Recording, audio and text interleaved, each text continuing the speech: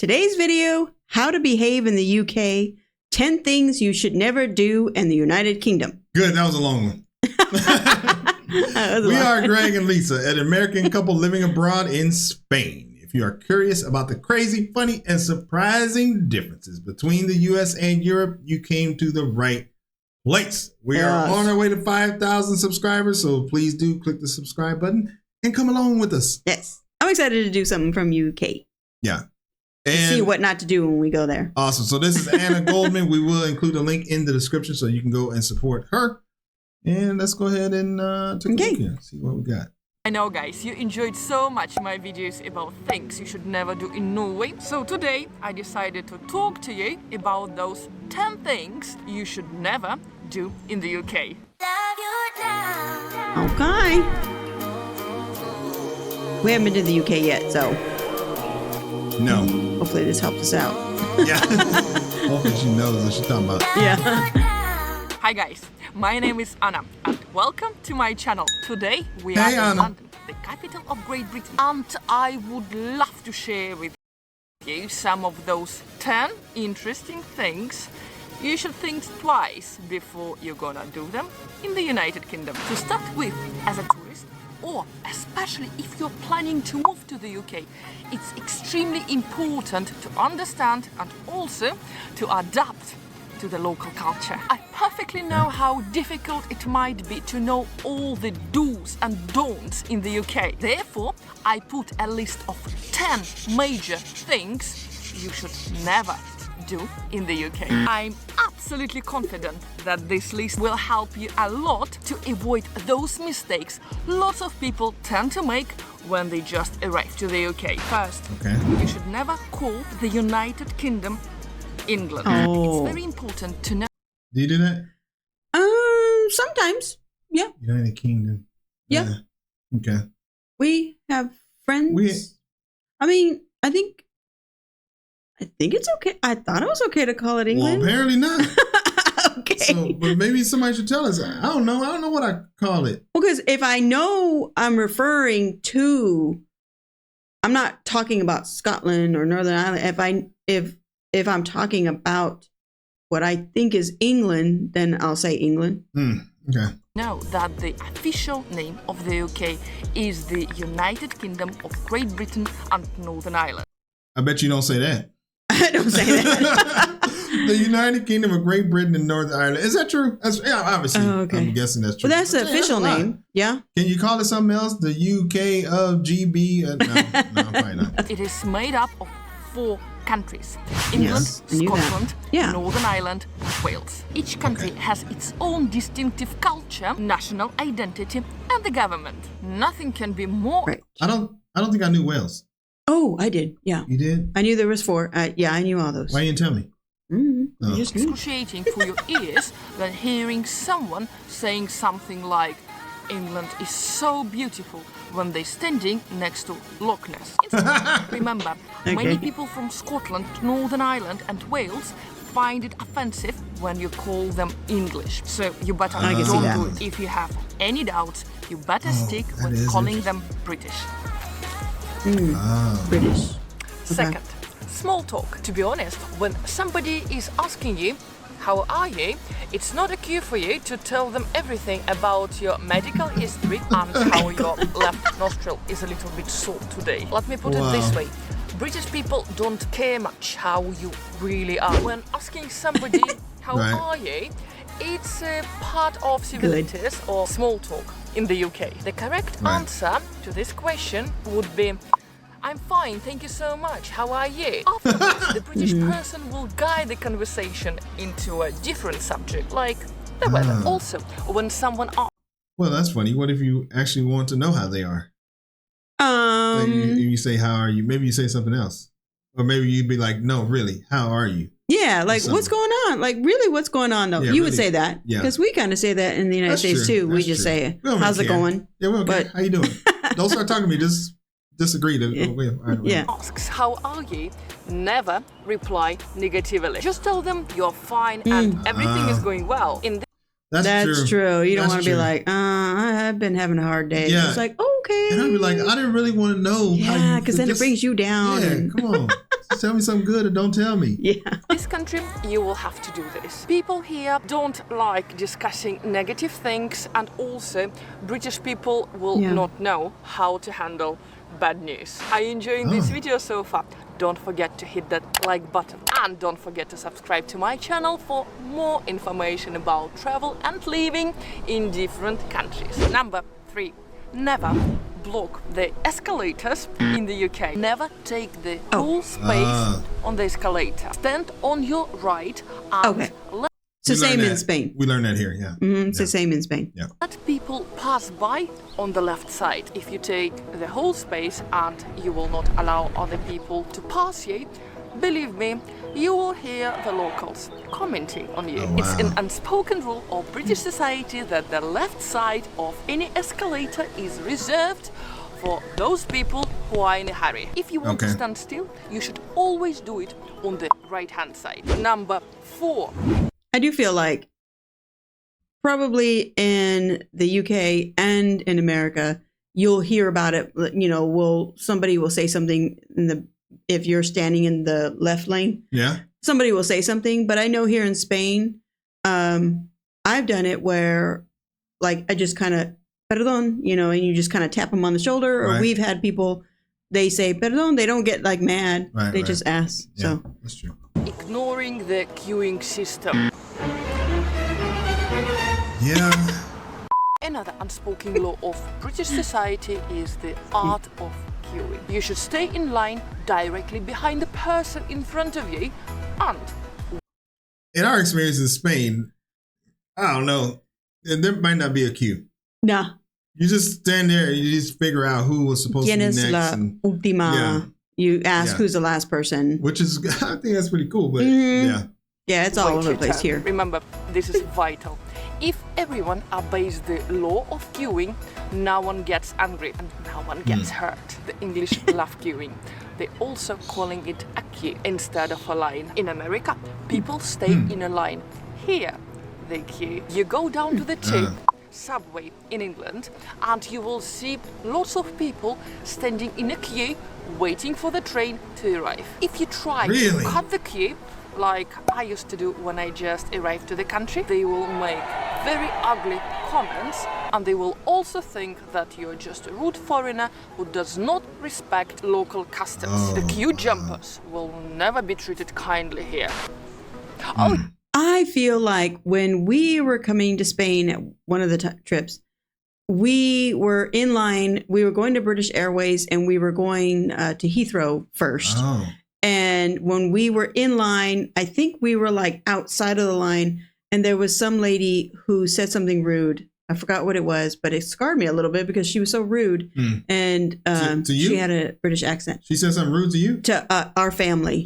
Because like we messed up. Like we messed up. Damn. I didn't even know that. And it was probably because we were doing something funky with the queue. You should have told me. Our life could have been in danger. I probably did tell you, but it wasn't like a huge deal. But I'm just saying, they do take the queue seriously. Okay. Oh yeah, let's talk about my gear. Actually, it's my 3rd vlog. I'm filming from my professional vlogging camera, Sony. If you want to know the details, of course, as usual, I will put all the links in the description below. Those are affiliate links, and if you want to know more details and all specifications about my vlogging cameras, just hit those links. It will bring you right to Amazon, where you find all information you might need.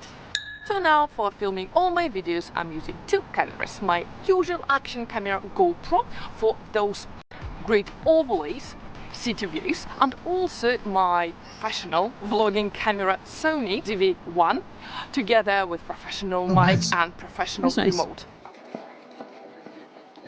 Number 5. Don't forget your manners. British people taught from a very young age to mind their P's and Q's. It means to remember to say please and thank you pretty much all the time. Thank you. Please. Forgetting to say those little words will make a huge difference of how British people will react on you. Quick. In Spain, no. No. It's a lot more straightforward, and you know. But I appreciate it. It's not like you know, you don't feel offended when they don't tell you please or thank you. No, I think the U.S. is the same way. We all are please and thank you, and so that took some getting used to for us. Being here. Advice for you here: just finish every second sentence of yours with please, and also at the end of every single conversation, say thank you. Thank you. Wow. Bridget. Thank you. What a cool location I found. Yay. I feel like a tourist after 10 years of living in London. Number 6, greetings. British people usually distant from meeting strangers. I have to tell you right away that any physical contact is usually reserved for those ones British people feel really comfortable with. Therefore, when you're meeting somebody in the UK for not in Spain. No, everybody's touchy-feely around here. Let's do it. And and then everybody's touchy-feely. Everybody's like this close to each other. Yeah, strangers. That's true. Yeah. Yeah. Okay. For the first time, just limit it by shaking their hand. Do not, under any condition, give them a hug or especially kisses in the cheeks. Only if they ask you to do this. That's it. Or they were the first to come closer to you and do the same. If you don't mind, okay, give them a hug. Let me give you a hug. Number 7. Greg's a hugger. Yeah. So this is hard for him. I'm a hugger. If I meet any of you, you will probably get a hug. Yeah, you'll get a hug. Sorry, I'm the way I was brought up. Don't ask them if they know the Queen in person. There are almost 68. I would think that was rude if somebody asked that. I would think that was silly. I was like, seriously? Really? Like if somebody asked me, do you know the president? Like, I don't know the president. No. Yeah.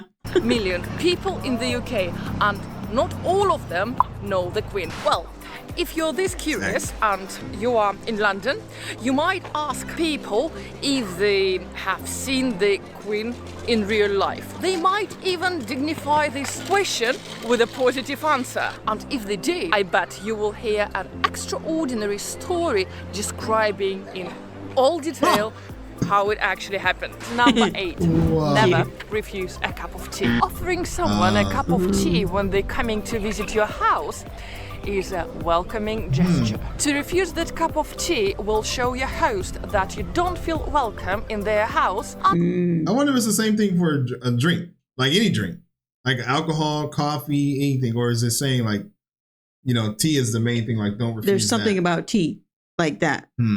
Yeah. Like tea is the gesture. Right. Well, maybe you could tell us. And it will be considered rather rude. Tea? I don't drink tea. So every time you've been asked to share that lovely cup of tea, just say yes and enjoy one of the oldest traditions of this wonderful country. I promise you, you will never be disappointed. If you want to go deeper, do as the locals do and ask a dash of milk in a cup with your tea. After 10 years of living in the UK, I cannot imagine my tea without milk anymore. Number 9. Ooh, like a London fog. Oh, yeah. Yeah, that would be good. Oh. Yummy. Now you're making me want to go there. When you're in the UK, do not discuss politics or religion with someone you don't know. I mean, is that the same? That feels like a universal thing, like everywhere. I would think so. Any countries out there where they like, that's what you just talk about? Yeah. No. I don't know. I don't think Topics so. are not usually discussed openly in public in the UK. British people do not feel comfortable to discuss those subjects with people they don't know really well. They just don't want to offend the person they don't know quite well yet. But after you build some relationships with the locals, rest assured, you can discuss any subject or topic you feel like discussing. Okay. Number 10. In London, try not to do too much eye contact. Londoners are not big fans of a long, like staring type of eye contact, especially on a busy public transport, on the train. They will try their best to avoid your staring long eye contact at any cost. That's good to know.